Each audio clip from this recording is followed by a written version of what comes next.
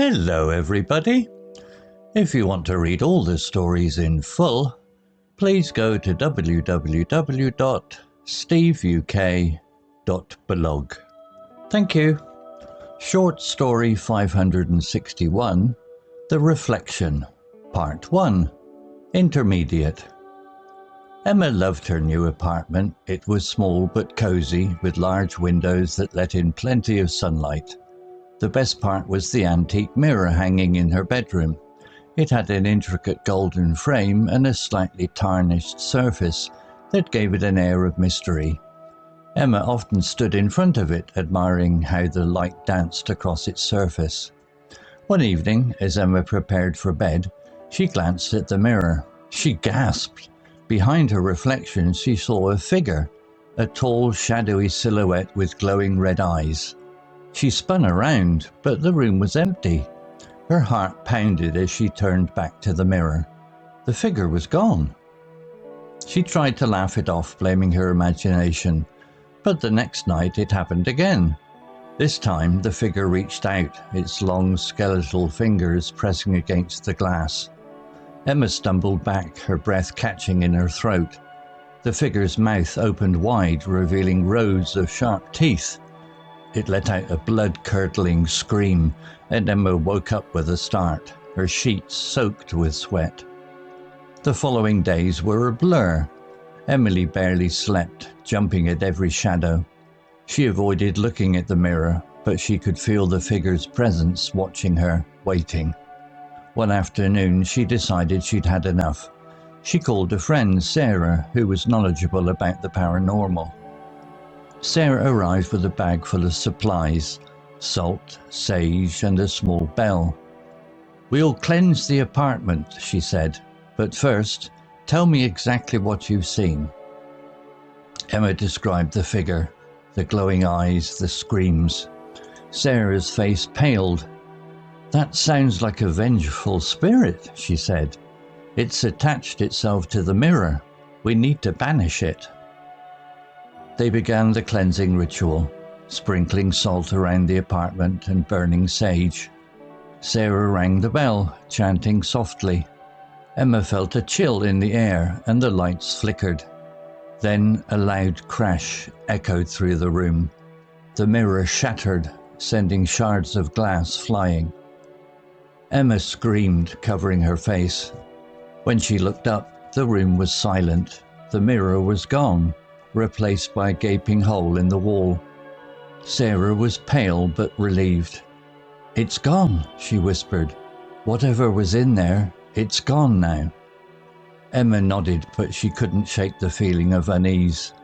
That night she slept fitfully, her dreams haunted by glowing red eyes. When she woke up, she noticed something strange. The pieces of the broken mirror were missing. The floor was spotless, as if nothing had happened. She called Sarah, her voice trembling. "The mirror pieces, they're gone." There was a long pause on the other end. "Emma," Sarah said slowly, "the mirror wasn't broken. It's still hanging on your wall." Emma turned to look at the mirror. Her reflection stared back at her. But behind it, the shadowy figure grinned, its red eyes burning brightly. Look out for part 2, next. Vocabulary notes. Admire, verb, definition, to look at something with pleasure or approval. Example, Emma often stood in front of it, admiring how the light danced across its surface. Similar words, appreciate, cherish, value, praise. Gasped, verb. Definition, to take a sudden, quick breath, usually because of surprise or shock. Example, Emma gasped. Behind her reflection, she saw a figure, a tall, shadowy silhouette with glowing red eyes. Similar words, panted, wheezed, exhaled, sucked in air. Silhouette, noun. Definition, the dark shape of someone or something seen against a lighter background.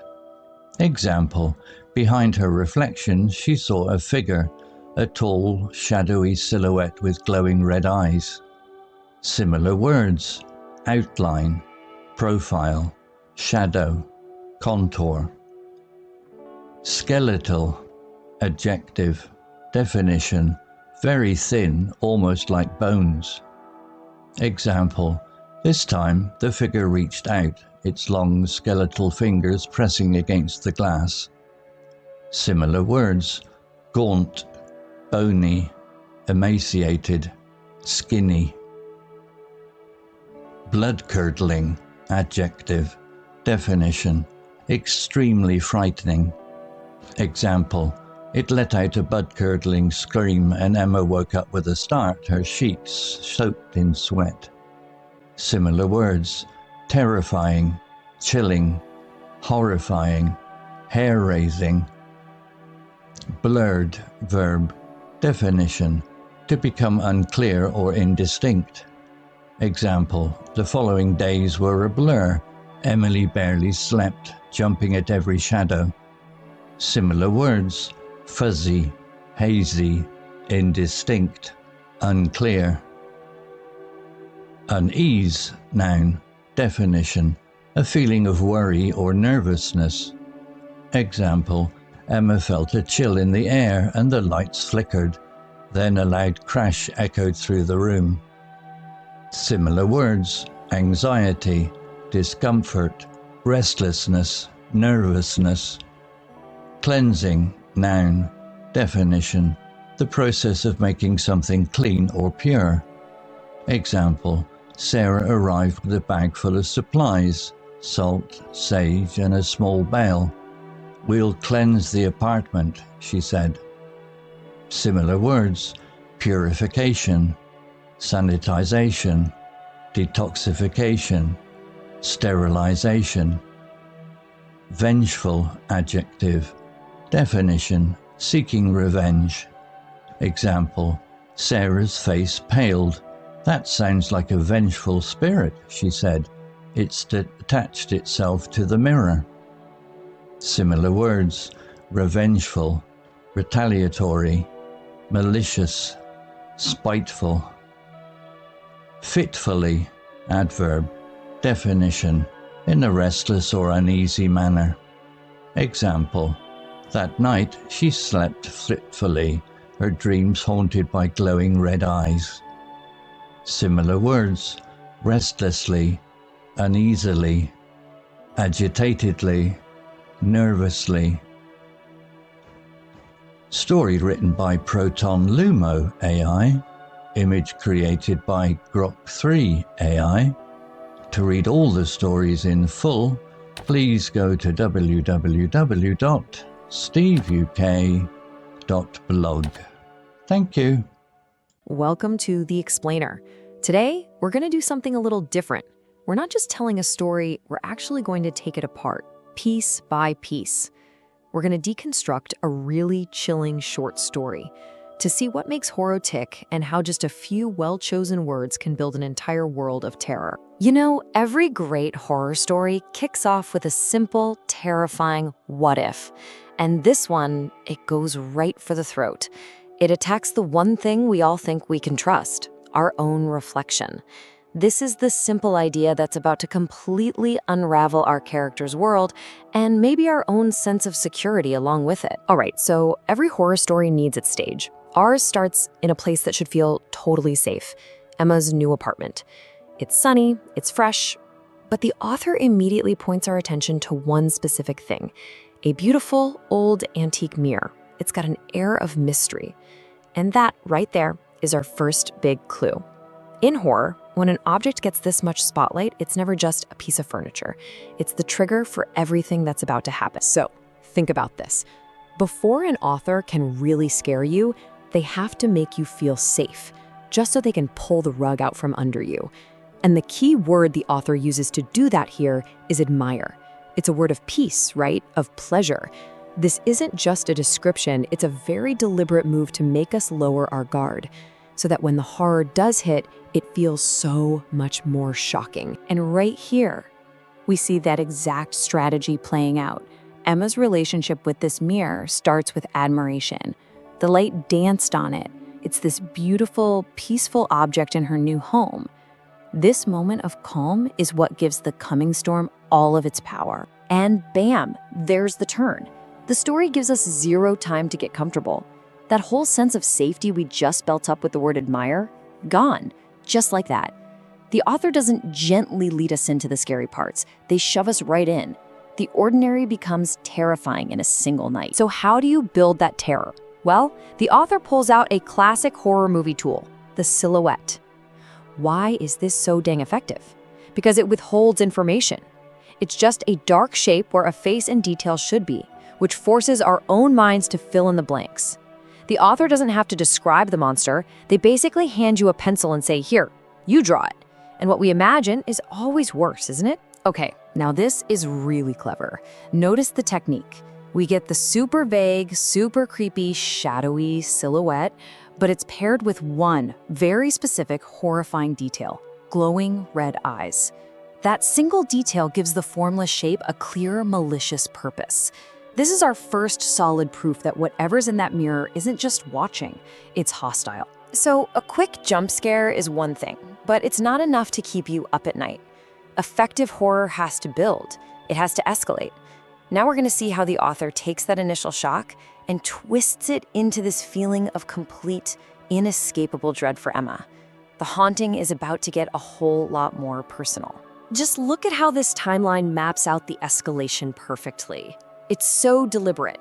It moves from something passive, just seeing a shape, to an active physical threat with the fingers, and finally to a full-on auditory assault with the scream.